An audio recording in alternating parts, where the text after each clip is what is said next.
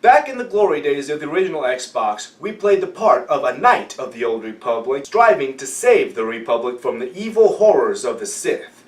And during this course of self-discovery, we learned of a powerful dark side artifact that could build ships and robots out of nothing but the Force. But despite what you may think, a Star Forge is actually possible, even at modern technological levels, and it would require no use of the Force at all.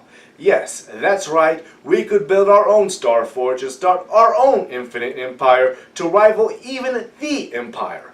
But before we begin, be sure to subscribe to be notified whenever we post more great content.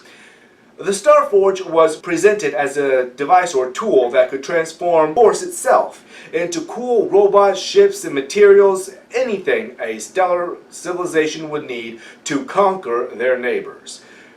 And in all establishing shots, we see it sucking up the stellar material from its nearby parent star. There actually is a way to harvest stellar material in that way in order to use the material itself and the energy from the star to create darn near anything. And we don't even have to fall to the dark side to use it.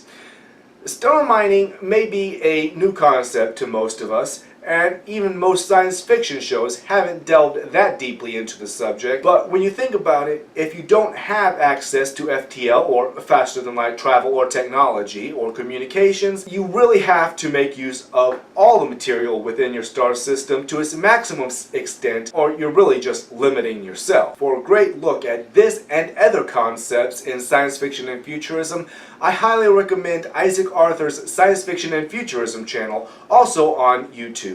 We will be posting a link to that channel. Let's look at a small review of the concept.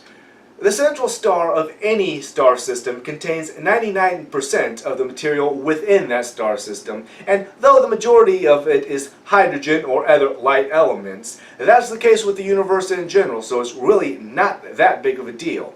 And with technologies that can smash atoms and collide them in order to create heavier and heavier elements, only getting light elements is not that big of a deal.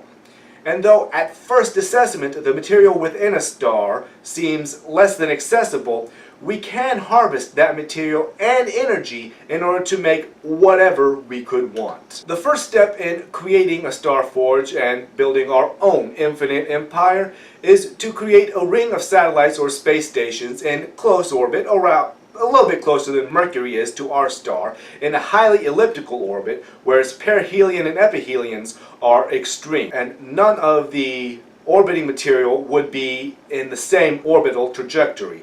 It would have to be set up so that all of the material is at its perihelion and ephelions at the same time in order to create a bellows-like effect to pump material out. The whole stellar mining idea can actually be regarded as a Dyson sphere or Dyson swarm for modern vernacular, and such a concept is again covered in excruciating detail by Isaac Arthur. For our bellows, it wouldn't need to be space station sized materials. Any material would be useful for such a concept, from asteroids to space stations themselves, so long as we can control the orbits of each of the material to again make a uniform expansion and contraction of the orbital path itself. This bellows-like effect that we would create would then pump material out of This bellows-like effect we would create would pump material out of both poles. During the orbit, all of these orbiting materials can be used to gather, harness, and beam energy to any point that the civilization would require it to be beamed to. More than likely it would be beamed to the central controlling structures, such as the Star Forge. Now, the Rakuten probably had a few dark side artifacts in orbit around the star, perhaps a very powerful one on the unknown planet itself. Perhaps that's the purpose of the temple, but we don't need the Force. We have technology, and we can use our technology to beat them at their own game. The second step in creating our own Star Forge would be to create some sort of ring around the poles to gather this material that would be pumped out by the bellows effect. This collector collider would then be used to smash the atoms together to make whatever elements we needed for whatever purpose we deem necessary for it. And the central location would also be the point that the majority of the energy gathered by the orbiting material would be beamed to, so that energy for the colliders wouldn't be a problem. Now, because of this bellows-like effect, pumping material out of both poles, it would be a great idea to have star forges at both poles. And though we only see one, perhaps there was a second one that we never saw, or perhaps the Rakuten were so powerful in their dark side that they really didn't care about the inefficiencies of only using half of the material they could be gaining from the bellows effect. But even then, a lot of material and energy that could be used to construct a lot of stuff in a relatively short period of time. Now, we see the Star Forge itself is rather large, and though we are not given an exact size, during the assault on the Star Forge we see a lot of empty space, and it's huge.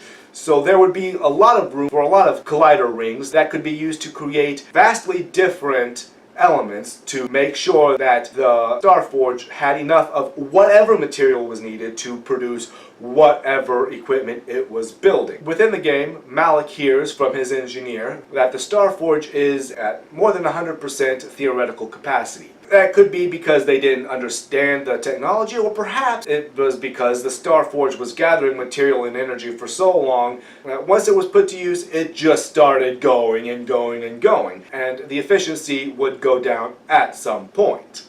This just goes to show, science is fun, and with science, we can accomplish anything.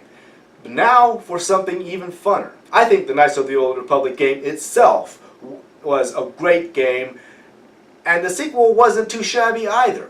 It could be a great idea, especially now that Disney has made most of what was considered expanded universe prior to their buyout of Star Wars Legends. Now that that has happened, they can re-establish some of these legends and make a much more fulfilling game series. And while the big reveal of the game is already known by most of the people that would play it, there are other secrets that we could line the game with that could be uncovered in this updated game, and knowing what happened in the sequel and other stories within the history of the galaxy far, far away, the update could have some more coherence and unity, and if made into a trilogy, like many of Star Wars titles, it could be epic, with consequences that actually matter, like titles such as Mass Effect and Dragon Age tried to accomplish to varying degrees, making this title not just one of the best Star Wars games,